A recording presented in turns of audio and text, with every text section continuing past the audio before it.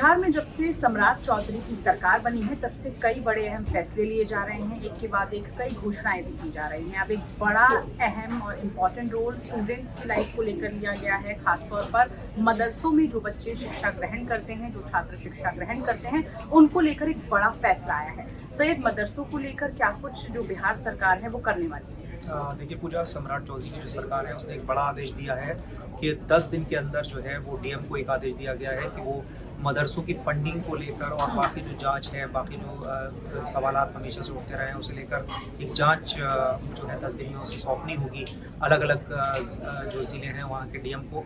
और इस तरह की जो प्रक्रिया है वो हमें यूपी में भी देखने को मिली थी, उत्तर प्रदेश में मदरसों की जाँच, और उत्तराखंड में भी देखने को मिली थी। तो ये एक सम्राट चौधरी ने एक बड़ा आदेश दिया है, 10 दिन के अंदर बताना होगा कि मदरसों को लेकर जिन्हें सरकारी फंडिंग मिलती है, ग्रांट मिलता है, जिन्हें ग्रांट मिलता है यानी कि जो अनुमानित हैं, उन सारे मदरसों की जांच पड़ताल की जाएगी। इसके लिए 3 सदस्यीय कमेटी का गठन भी किया गया है। उसके तहत ही जांच पड़ताल के तहत देखिए जो बुनियादी फैसिलिटीज़ हैं, मतलब जो बेसिक इंफ्रास्ट्रक्चर है, जो फैसिलिटी मदरसों में मिलनी चाहिए, छात्रों को मिलनी चाहिए शिक्षा निदेशालय के द्वारा, वो उनको मिल पा रही है या नहीं मिल पा रही।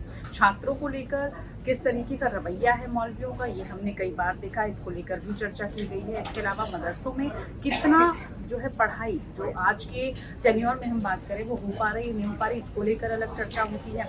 इसी को लेकर सैयद हम लगातार देख रहे हैं कि चाहे अपने उत्तराखंड की बात करें, उत्तर प्रदेश की बात करें, खास तौर पर वहाँ पर एक ही तरह की पढ़ाई ना हो, बच्चों को हर सब्जेक्ट से रूबरू करवाया जाए, हर सब्जेक्ट से वाकिफ हो, ताकि आज के जो युग है उसमें वो बच्चे पढ़ पाएँ। इसलिए मौलवियों को भी वैसे ट्रेन किया जाए। बिल्कुल आप सही कह रही हैं। और बीजेपी का यही एक नारा रहा है, सबका साथ सबका विकास। और जाहिर सी बात है, जब मदरसे हैं तो मदरसों में ये कोशिश सरकार की तरफ से की जा रही है कि जो शिक्षा एक आम जो भारत का जो एक बच्चा है, छात्र है, वो लेता है, वैसे ही मदरसों में भी उसी तरह की शिक्षा दी जाए, वही सारे नियम, कायदे, कानून और जो पैटर्न है वो फॉलो किए जाएँ। और इसको लेकर सरकार की तरफ से वक्त वक्त पर एक गाइडलाइंस दी जाती रही है।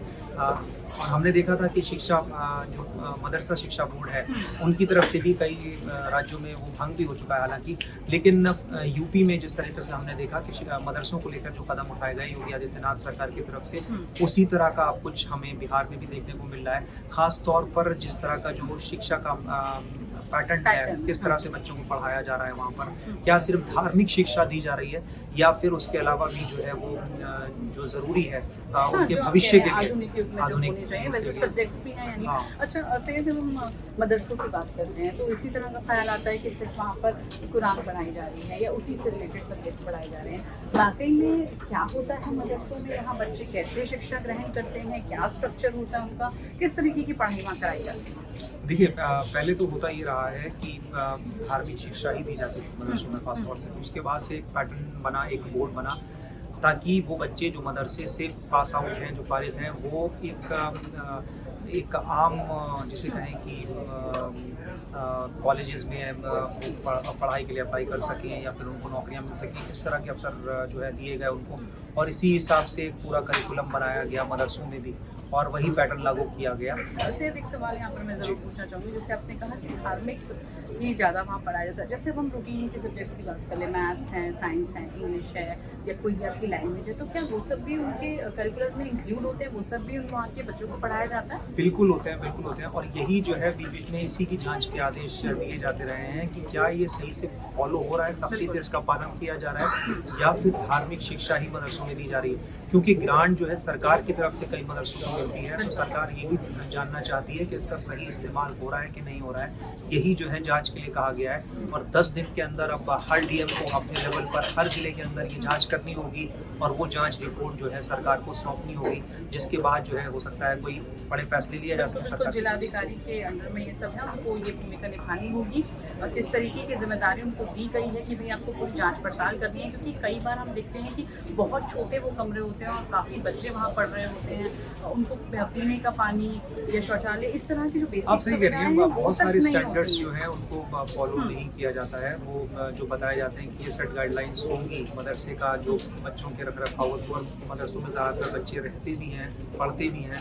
आमतौर पर जिस तरह का सिस्टम हमें स्कूल में जैसे होता है, बोर्डिंग वाली व्यवस्था होती है, हॉस्टल्स होती है, लेकिन मदरसों में क्या होता है कि बच्चे वहीं रहते हैं, उनके माँ बाप उनको वहाँ छोड़ देते हैं, तो वो धार्मिक शिक्षा तो हासिल करते ही है, साथ में जो है अब जो आधुनिक शिक्षा है वो भी ग्रहण करते हैं। लेकिन सबसे बड़ा सवाल यही उठता रहा है मदरसों के अंदर कि जो रहने के इंतज़ाम हैं, साफ़ सफाई के जो इंतज़ाम हैं, वो शायद उस तरीके से उस तरीके से। और दूसरा अहम सवाल ये भी हो जाता है सैयद कि वहाँ पर जो है, जो आपको पढ़ा रहा है, जो गुरु है, वो उस काबिल है, वो उसमें शैक्षणिक उनके पास योग्यता है, जो मौलवी वहाँ शिक्षा दे रहे हैं, क्या वो खुद इतने क्वालिफाइड टीचर्स हैं कि वो बच्चों को पढ़ा पाएं, क्योंकि अब आने वाले भविष्य को डेवलप कर रहे हैं। तो इस पर भी सरकार जो है काफ़ी कोशिशें कर रही है। लेकिन सैयद यहाँ पर ये भी कहना होगा कि सिर्फ मदरसे ही नहीं, बल्कि बहुत सारे ऐसे स्कूल्स भी हैं जहाँ पर सरकार ध्यान दे रही है, और ज़्यादा ध्यान देने की ज़रूरत है, क्योंकि बहुत सारे स्कूल्स की हम खबरें देखते हैं, बिहार से आती हैं, जहाँ पर बुनियादी सुविधाएं नहीं होती हैं उन स्कूलों में, तो वहाँ पर भी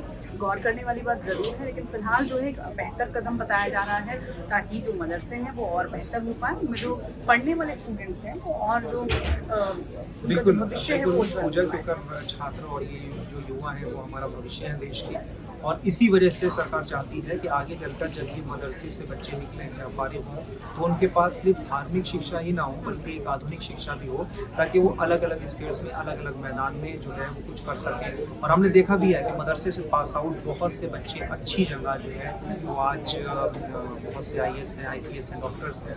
तो लेकिन बीच बीच में इस तरह की घटनाएं जब मदरसों को लेकर आती हैं, जब वहाँ से कोई लिंक, टेरर लिंक निकल आते हैं या फिर इस तरह की चीज़ें, तब सरकार की भूमिका बहुत अहम हो जाती है। क्योंकि ऐसे में जाहिर सी बात है कि उसका ग्रांट जो है सरकार की तरफ से, जो माइनॉरिटी अफेयर्स मिनिस्ट्री है वहाँ से, और बहुत सारे सरकार की जो योजनाएं हैं तो वहाँ से सरकार की तरफ से फंडिंग होती है। तो इस बात की भी जांच बहुत ज़रूरी है कि मदरसों में क्या रूल्स एंड रेगुलेशंस वो फॉलो हो रहे हैं जो होने चाहिए। बिल्कुल। और कमेंट मिनट्स में आप भी हमें बता सकते हैं कि अगर आपको सरकार का फैसला कैसा लग रहा है, और इस तरह के फैसलों से जो भविष्य है बच्चों का, उसमें कितना सुधार आ पाएगा मदरसों में, तो क्या और गुंजाइश की जा सकती है कि और डेवलपमेंट हो और बच्चे बेहतर हों, आप भी ज़रूर हमें बताइएगा। उम्मीद करते हैं इस तरह की वीडियो पसंद आएंगी। न्यूज़ रूम से इस तरह की खबरों पर चर्चा लगातार जारी रहेगी।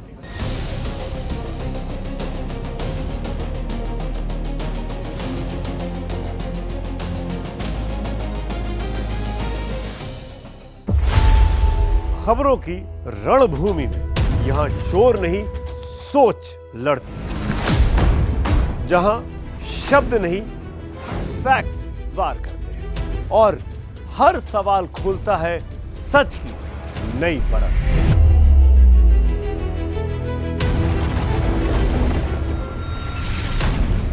चक्रव्यूह आपके अपने सुमित अवस्थी के साथ सोमवार से शुक्रवार शाम 6:57 पर टाइम्स नाउ नव भारत पर।